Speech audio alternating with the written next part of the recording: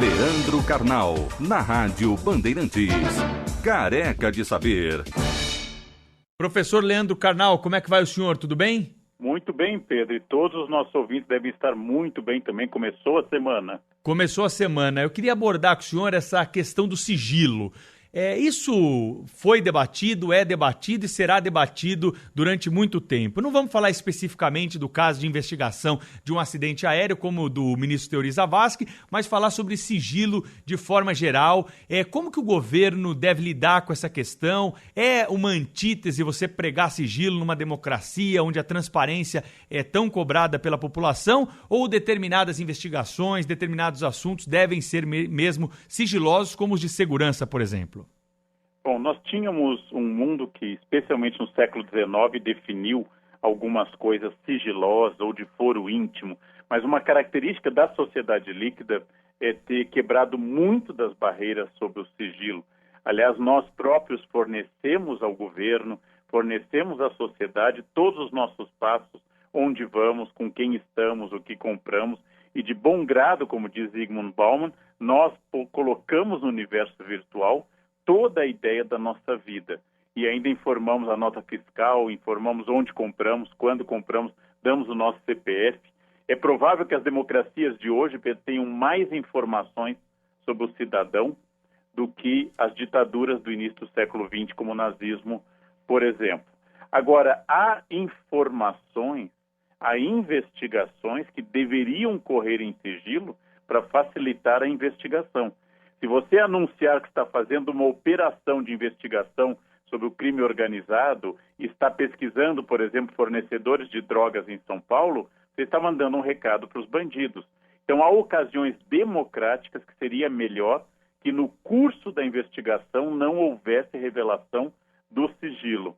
Agora, quando não há o interesse público que pode ser abalado e todos estão interessados no resultado da investigação, o sigilo é um pouco menos justificável, mas a lei de todas as democracias prevê ocasiões, tipologias e pesquisas sigilosas. Professor Leandro Carnal, o senhor é a favor da transmissão de julgamentos, sessões do Supremo Tribunal Federal pela televisão, pela TV Justiça, como nós temos há alguns anos? Bem, existem, como eu disse, questões complicadas. Quando você está, por exemplo, porque o nosso Supremo recebe hoje desde casos de divórcio até brigas de trânsito. Quando você consta em autos questões pessoais, é um pouquinho mais complicado que antes do fim do processo, e podendo influenciar as pessoas, tudo isso seja de amplo conhecimento. Por vezes, a democracia está numa investigação mais isenta a esse respeito. Nós convivemos com muitos sigilos. Quando você faz uma prova de vestibular, a banca mantém o sigilo sobre a prova.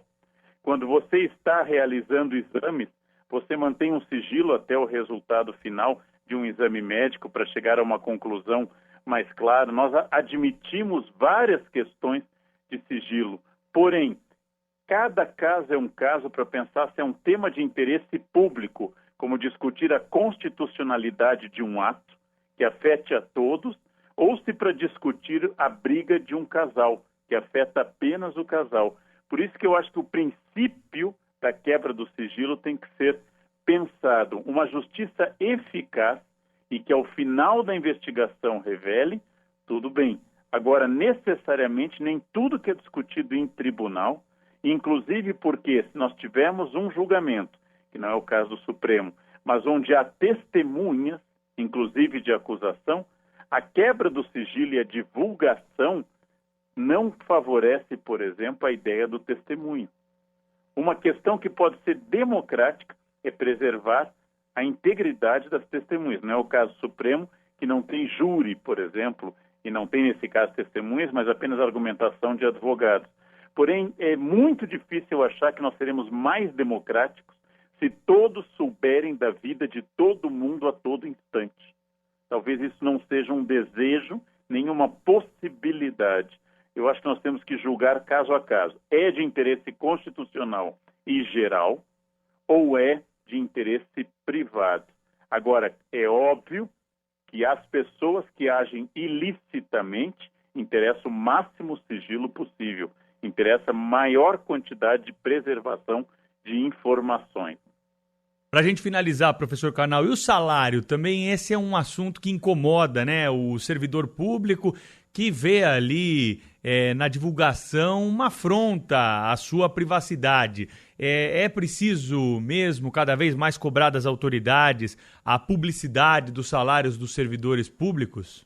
Olha, aí é uma questão bastante delicada. Por um lado, existe o direito de um indivíduo que progrediu numa carreira, que fez concurso, servidor público, de ter o seu sigilo.